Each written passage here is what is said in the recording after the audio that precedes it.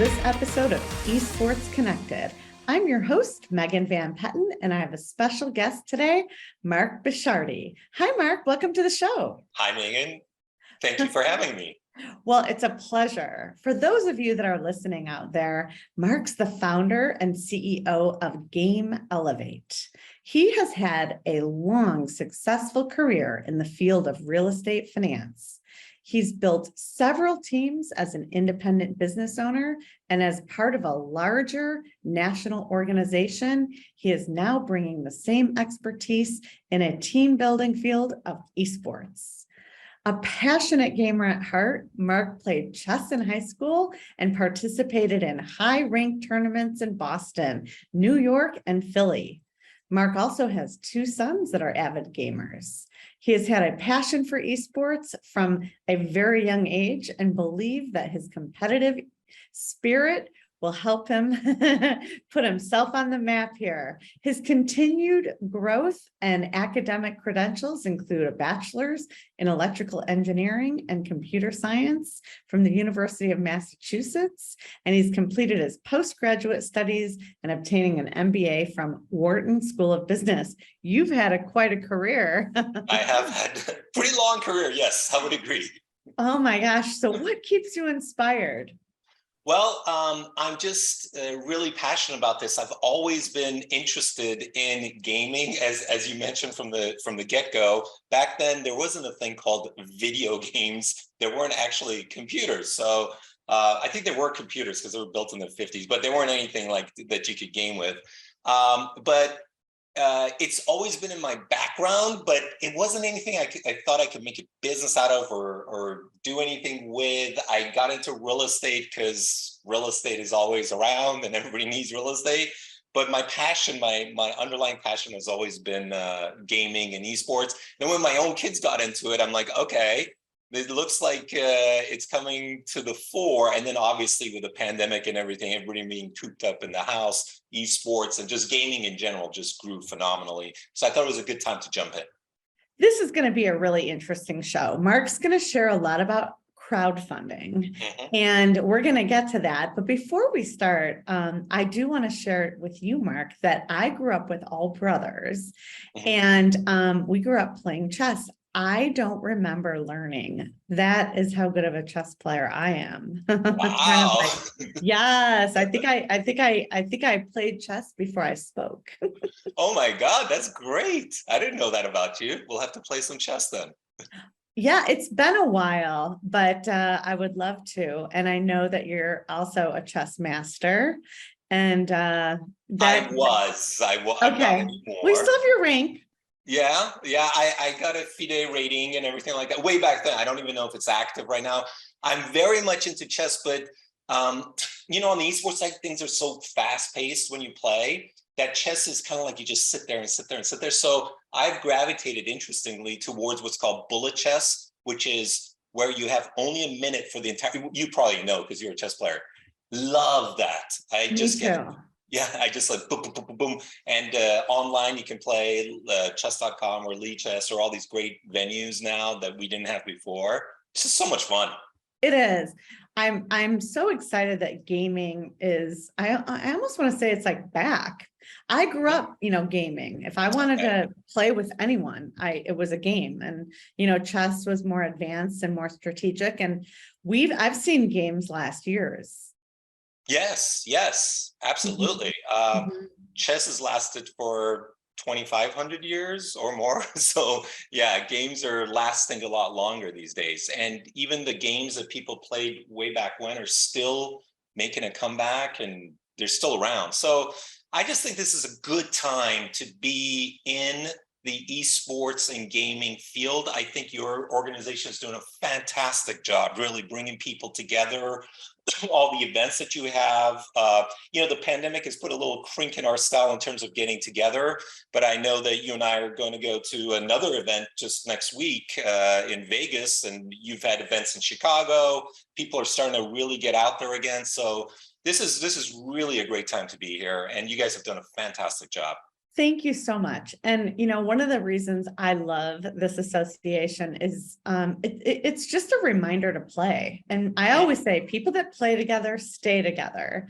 So, it's great to hear that your kids are being born and raised playing. What are some of your favorite activities there at your house? Well, I mean, besides gaming or gaming wise? Yeah. Which games? Who's playing what? So both my kids started out when they were younger with Fortnite, right? And I had no idea because I was a chess player, and I also played World of Warcraft with my wife. And Fortnite is very much a shooter action FPS and very fast paced. And they were both really good at it because kids have these great reflexes. And I got a little bit offended, to be honest with you. I'm like, I know. this is not right. I am the original gamer in this family. I will learn this game and I will kick your butts. So I actually got on this mission on my off time from my job to learn the game. They're like, Dad, you really suck. But I got better and better and better. And then I finally found a group because it's a squad and you play with people. I found a group that's called Fortnite Over 40. So these are players that are older. Yeah. And we have some 30-year-olds, we have some 20-year-olds, but it's generally like you're not playing with 12, 13, 15-year-old kids. And we have such a fun time. So I am the Fortnite player now. They have all transitioned. One of my kids plays Call of Duty. The other one is a huge Overwatch player. He could have turned pro, actually. He was playing with some pro players. So everybody's playing different things in our house, but we're all gaming.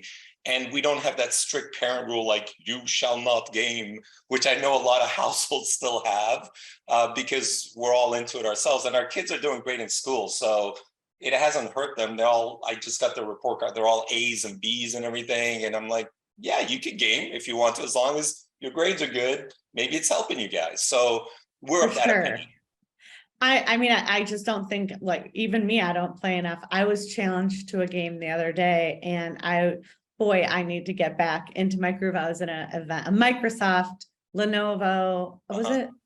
Can't even remember where I was last week, but I found myself in a competition and needing to practice a little bit myself. So yeah, work takes away from I kind of tell my wife I'm kind of working while I'm gaming, but yeah, you just can't keep up with kids who have a lot of times on their hand, and we have to actually work. So it's harder for us. Oh, for sure. Yeah. So this is going to be a great show. As I said, we're going to talk about crowdfunding, and I'd love to make this like a part one of, getting through the crowdfunding approval process. People have so many questions, including myself.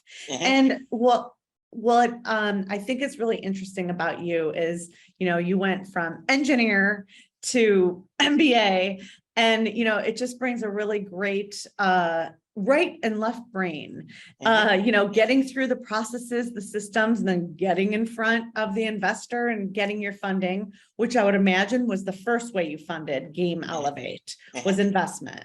So now phase two, you're going the crowdfunding route. Is that correct? Well, let me just mention how we're doing it. So basically, in real estate, I most of my career was in real estate. So it started tough, and then I did better and better and better, and then I moved up into executive spots within a large publicly traded company.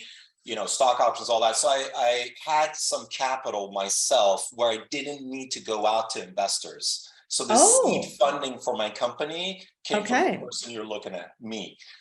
So I did it, and I built it because I wanted to show something before I went out to investors. I didn't want to go out and say I have this great idea. I wanted to actually build something, and I had the capital to do it. And the pandemic gave me a lot of time. So I actually took my money, took my enthusiasm for this sector, basically, and I just said, I am going for it. And I've done that all my life. I just go for it. So I did, and I built the company, and now I'm at the stage where I'm actually going actively after investors, crowdfunding investors, angel investors, all kinds of investors. So I'm just starting that journey, but I built what I wanted to build. Okay. So when did you decide that you wanted to raise outside capital? Very good question. I decided I want to raise outside capital actually when I started the company, but I realized I wasn't ready to raise outside capital. So I waited until the product was built.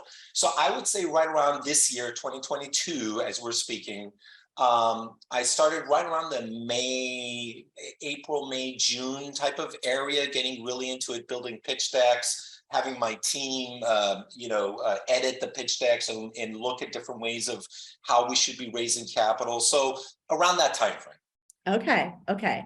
So then how did you get into Start Engine initially? Like, how did you get acquainted question. there? Yeah, great question. So one of the things when I was starting a business, I was looking at, okay, I have some capital, but it ain't going to go like the whole 9 yards. Like I got to do this. So I started reading some books. And I read this great book about, I'm sorry, I don't know the name, but it was about crowdfunding. And he was talking about the differences between venture capital and crowdfunding.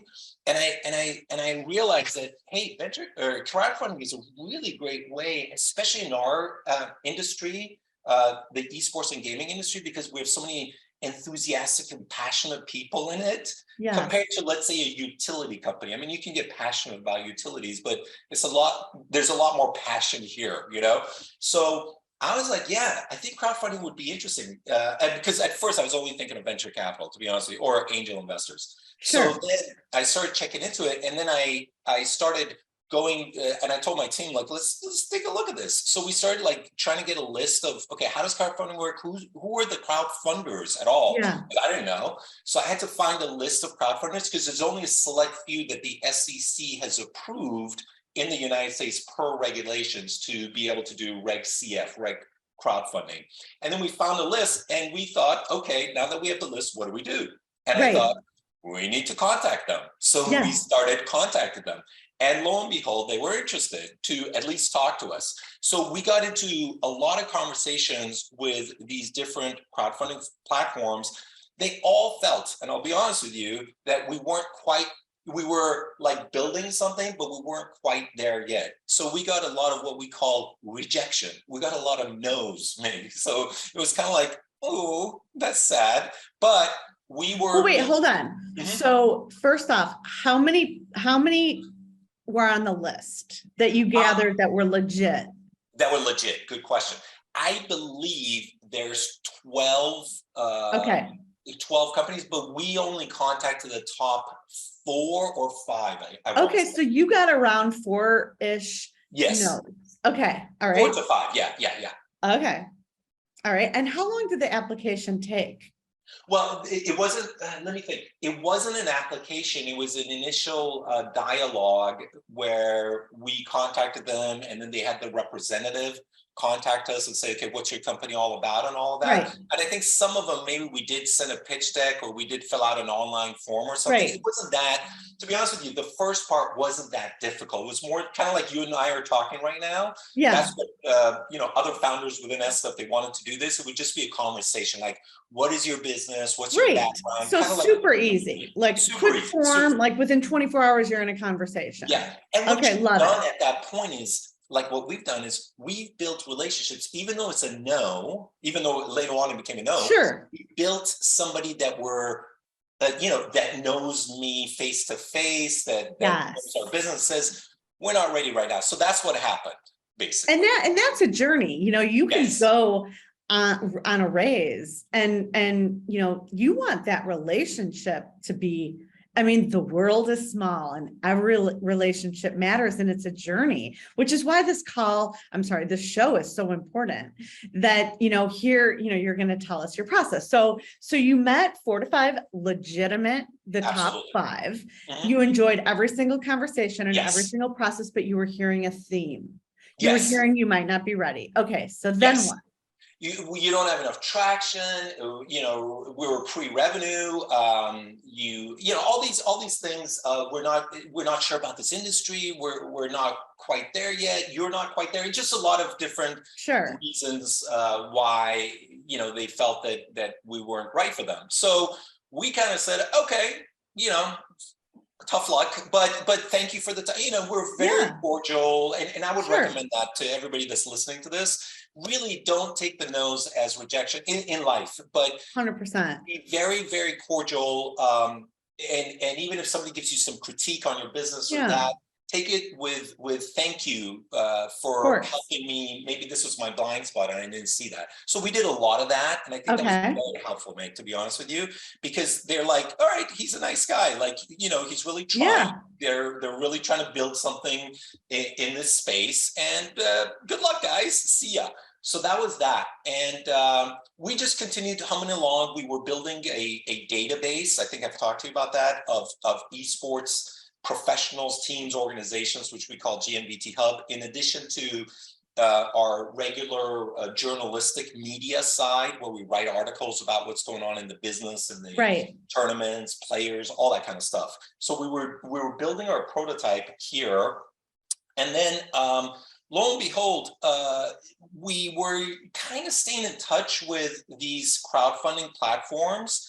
And one of them reached out to us and said, we're getting more interested in this sector, and we want to restart that conversation we had with you like 6 months ago. Don't you love those calls? I do. I Me was kind of like, too. but honestly, I was kind of like, nothing's really like, we've built more, but we haven't went and gone, billions of dollars of Yes. investments or revenues or whatever. So I was kind of like a little bit like, okay, I mean, I'm ready to talk, but I in the back of my head, I'm like, I don't believe this, like, Yeah. I was a little bit like, okay, but I'm like, I want to specify to you that we have not changed anything since we last talked, other than just improving our page views and traction and building this other thing that we're building and all that. He's like, no, we're really serious. We've had a change of heart. We want to actually encourage more issuers to place with us. We like your industry, frankly, and he gave me a couple of industries. If you were in this industry, or this industry, we wouldn't be talking to you. But in this particular industry, we're seeing some success that other people are having, and we'd like to continue. So I said, I'm always game. Let's continue, but not believing it really. So Okay. I just went forward. And this was a Start Engine, by the way. And by the way, one of the things that I will say is the founder of Start Engine, his name is Howard Marks. He founded Activision. So he was the founder of Activision. So he already has a gaming background. Now, Sure. On Start Engine, they have a lot of different people. And it's not just a gaming platform at all by any means. There's very few on there. But I think he understands that thing, and maybe somehow it got conveyed to the rest of the team that maybe this is a sector we'll be interested in looking at again, something like that. I don't know what happened, but they all of a sudden said our compliance team wants to really dig into your company a little bit deeper. And that's okay. So then, so now, how do you go about preparing financials? I would imagine that's the next thing they want to see. Yes, absolutely true. They're like, all right, we're interested. We want to do that. So what I said is financials, the financials is I'm putting money in and that's it. So he's like, well, you really, per regulations, need to have either a review by an accountant or a full-on audit by an accountant. Okay. And there's two different things. Crowdfunding, it was, until I believe last year, the year before last, up to $1 million, 1,027,000 or something like that. Then they wanted to encourage, they saw that it was successful, so they wanted to encourage more. So they said they raised the limit up to $5 million that you can raise on crowdfunding. Okay. Which is kind of cool, right? Everybody's like, whoa, cool. This is like a real thing now. Like before, 1 million VCs are like, yeah, whatever. Now they're like, whoa, they're going to raise up to 5 million. But if you want to raise up to 5 million, you have to have a full audit of all your financials with receipts, this, that, everything from the accountancy, which can get very expensive. Sure. However, if you go up to 1 million, then you only need what's called a quote unquote review, which is a lot less expensive than a full audit. So does the review have to be purchased by the company that you're going with? By the way, just for terminology's sake, in that world, what they call the company is the issuer. So yes. The issuer. Yes. So how much is a typical the issuer review? Yeah. So what we paid was in the $2,000 range, 1,500 to maybe 2,500 range, I think. Not bad, but you're you have a finance background, so you were probably, it was probably pretty organized. Yeah, I mean, all our ledgers and everything were, and I had a company, because I looked at Y Combinator out of San Francisco for, they do startups and all that.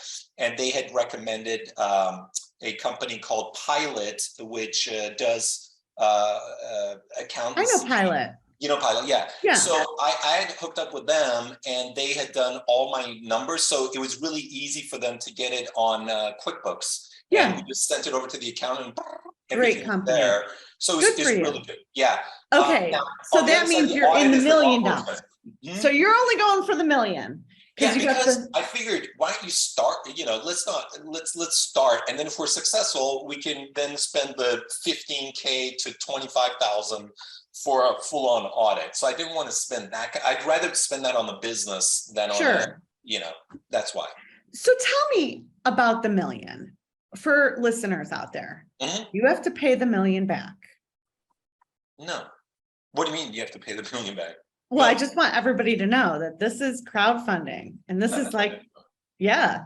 No, you keep the million. I mean, you keep it for your business. And unlike venture capital, where they may come in and dictate where you spend the money, or no, we don't feel, because they'll have board members and the board will kind of guide. With crowdfunding, you as the owner or the founder of the company will determine how to best use the funds for your own business. So that's one of the big differences. And that's it. What do they get by choosing you and giving you $1 million? Well, so no one person's giving us $1 million. People are giving us, the crowd. Right. So one person's giving like $500, $200, $1,000, maybe 10,000, maybe 20,000. But so once everybody gives us $1 million, what they get is shares in our company.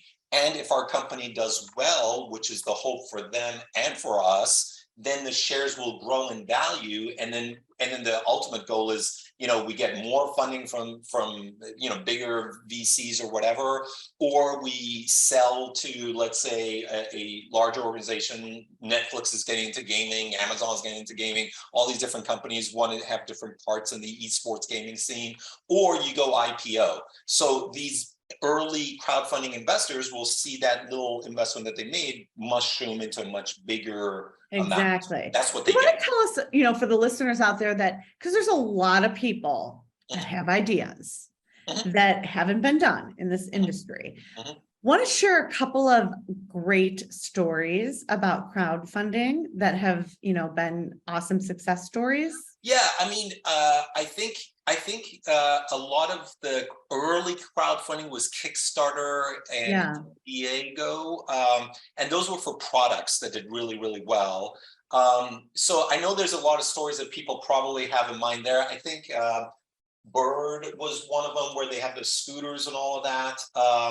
But right now, the only ones that I really know of in like my space is a company called Boxable that's doing really, really well.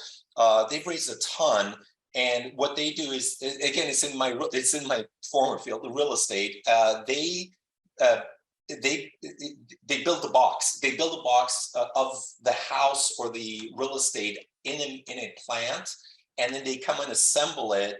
And instead of going through all these different things that takes forever, you have your ready-built structure like in a very, very short span of time, because it's already pre-built in the manufacturing process. So that company's done really, really, really well in the crowdfunding, and they're just doing phenomenally, basically. Building a home, thinking out of the box.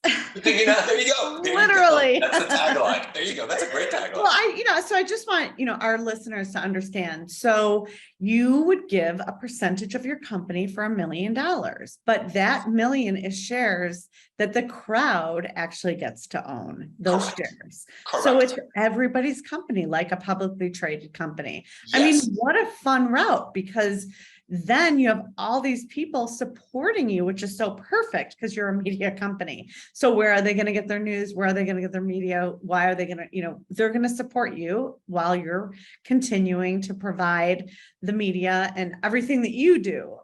So it's a win-win, which is what I love about crowdfunding. Absolutely. Okay. Yes. Okay. So, how do you, okay, so you're with Start Engine, is that correct? Yes, we're starting now. I will mention the other two big ones that are really good companies as well. Republic and WeFunder. Those are the three biggies Okay. in that space. Seed Invest is another one, but just yesterday news came out that Start Engine bought Seed Invest. So Start Engine just Oh, grew good for them, even yeah. more. Yeah, So yeah. there's a couple of other, and then I mentioned the product crowdfunding ones as well. Kickstarter and Diego. I don't even know if I'm pronouncing it right, but Indiego and Kickstarter would be for specific, like if you have an idea of this gadget, you would Yeah. probably go there. So we want to keep this phase one, a kind of like a webinar style podcast. So we don't want to get too deep into next steps, but tell us, so you chose Start Engine, you're partnering with them. When does this start? Great question. So we have already launched our Start Engine campaign, and we would encourage you, I'm not sure if Megan will have a little,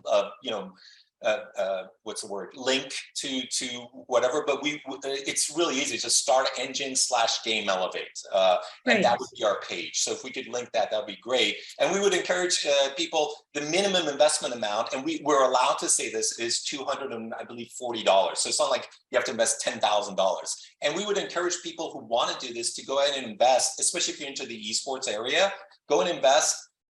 And then if you want to invest more, obviously we wouldn't stop you, but at least it'll give you a chance to see how the platform works and all that. So that's our Start Engine campaign page. We just started, we just launched. And what we've done is we've hired a marketing company that's been recommended by Start Engine. And actually the reason that we picked them is because they did one of the largest crowdfunding campaigns on Start Engine to date with a company called, that I mentioned before, Boxable. So if they were so successful, I'm like, okay, if they did such a good job over there, why don't we kind of use them? So we've used a marketing company to do that. We'll also have another company that's helping us reach out to our connections in LinkedIn or build connections with crowdfunding investors and VCs. We're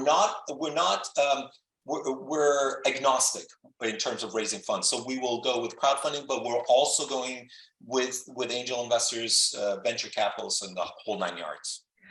I really like that they've thought through and offered support. So they give you support getting your financials together on whatever level. They give you two options on, do you want to raise $1 million? Do you want to raise 5 million? How do you decide how much your company to offer? Oh, so they have, this was the difficult part, to be honest with you, and I want founders to know about this. So like you said, I have a finance background, Wharton MBA, blah, blah, blah, blah, blah. But in Wharton, they didn't teach you how to do valuation of startups. It was more about large companies and, like this company wants to get in this strategic sector. So I had no clue how to value a startup, and it's a art. And I think people throw out numbers and all that, but you have to kind of put a value on your own startup. And then based on that value, you will give a portion of your company to this campaign.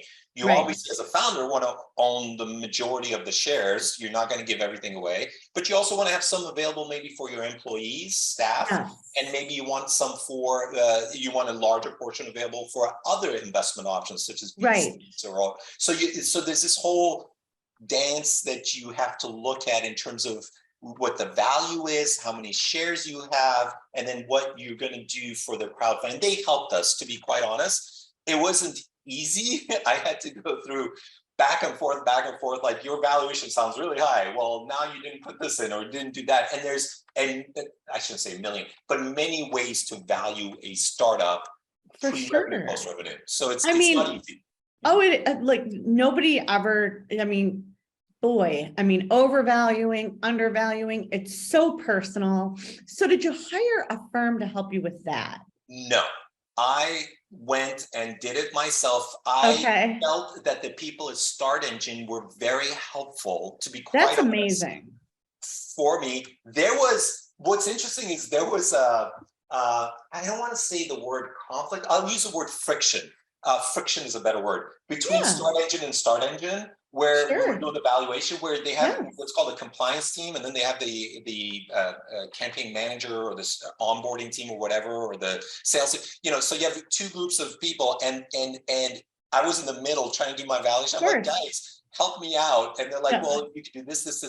And then they're like, no, you can only do this. So I'm like, well, you guys told me to do that. And now you guys are telling me that that's not right. So they were like, kind of, it was very like business and professional like, but they were going Sure. after it till we came to a final conclusion and everybody was happy. So let's put it that way. I didn't go to an outside firm to answer your question.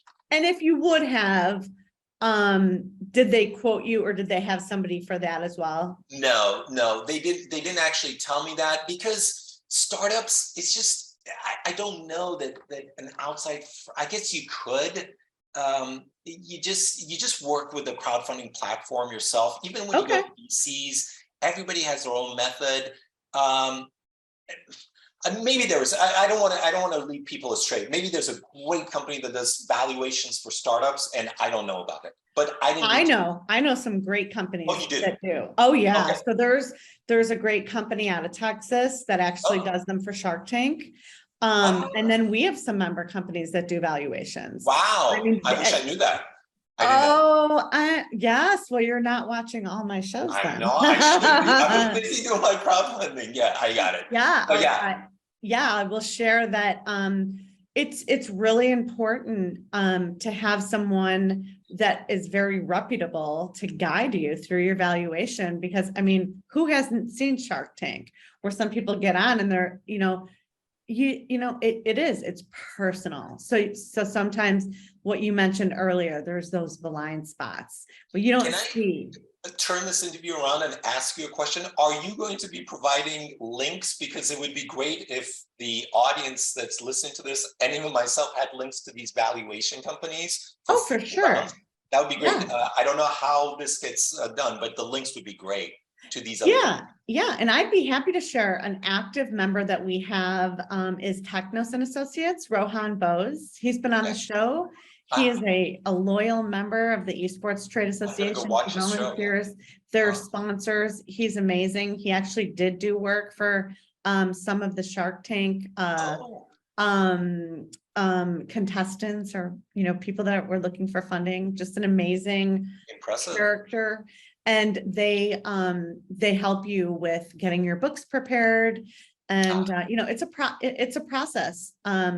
A good valuation with books and stuff. Well, I don't want to give a quote, but if anybody wanted to DM me, I would be happy to make the introduction. They are tried and true and trusted. That's great. Yeah, my that will probably be at they never miss one of our conferences. Rohan serves on our membership committee. Just a great guy, Rohan Bose. That's great to know, and thank you for that, because we had a bookkeeping company, an accounting company, but we didn't have a valuation company. So maybe it would have been less friction if we had somebody like Rohan. Well, exactly what you said. It's very personal, and that's why I wanted to ask that question. And that's where people get tripped up on Shark Tank. They really do. True. The ones that do it themselves. So I could just see your cheeks getting red when I asked you the question.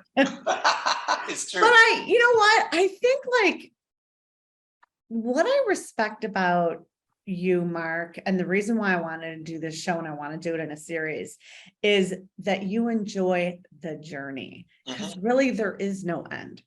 I mean, everybody actually should have an exit strategy. What's our exit strategy? To have a great life and to leave a legacy.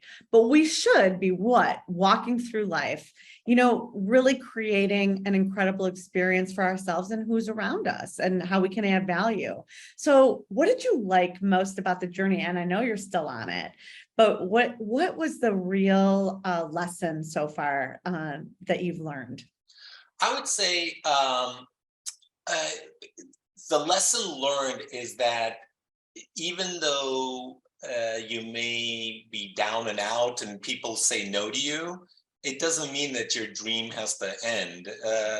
It's kind of like Rocky getting beat up and he keeps getting up, and even though his face is bashed in, but at some point he becomes the champion, so just, we got a bunch of no's, and you will get a bunch of no's in your life. All of us get a bunch of no's in our lives, but that one yes could turn into something pretty cool. So that's the lesson learned is maintain cordial and good relationships, and people will come back to you. Maybe it'll take a year, maybe it'll take 6 months, maybe it'll take 5 years, maybe it'll take 2 months, but just keep going. Yes. So the campaign launched Yes. and it's, can you share it with us again? Of course, we'll share the link on the show. Yeah, it's really easy. I didn't believe they could make it, but I'm sure they thought through it. So it's just startengine.com, startengine is one word.com /Game Elevate. And Game Elevate is with one E. So we kind of put we wanted to say elevate your game. So if we put game and then elevate, it would be gamey kind of. So we just bashed it together. So it's just Game Elevate is the name of the company. And how long can you do the crowdfunding? There must be some sort of magic length of time. Or great question. So basically you go for 3 months generally on the campaign. But from what I understand and what I've been told, many companies extend that, and they ask for an extension and they go for another 3 months or another 6 months or whatever. So you end your campaign at a certain date, and then you go and say, we love this thing and we want to keep it going for our fans, for our investors, for everybody, and you extend it. All right. Well, that's really exciting. So tell us a little bit of what we can look forward to in part 2. Okay, so in part 2, so we just started. One of the things I did want to mention real quick is also lessons learned.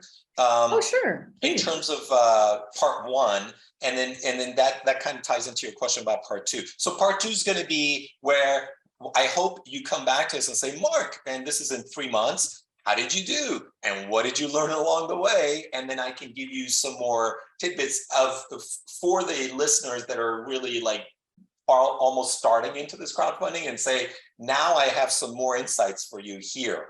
But the lessons learned was that you want to get your marketing and your stuff done while you're in the process of applying, right? So what we did is we were an LLC. I'm sorry, not an LLC, a schedule, a C Corp, or S Corp, an S Corp, because whenever I had done my past companies, it was an S Corp because the profit or loss would flow through to my personal tax return. And I just thought S Corp, and I incorporated in California because I'm in California. But it would have been better, and I didn't do a lot of shares because in my old companies they said, here's your incorporation papers, blah blah blah blah blah, and I just said, I said whatever shares. I didn't think through the process that, one day I'm going to go after venture capitalists, I'm going to be crowdfunding and all that. So I should have a lot more shares available. I should be a C Corp. Only C Corps are acceptable. You can't be an LLC. You can't be an S Corp. So how you incorporate, and it's better. California is fine with Start Engine or some of these crowdfunding. But if you're going for bigger money, I had just yesterday or the day before, I got an email from somebody who says, love your company, but sorry, can't help you because you're incorporated in California. We only do Delaware.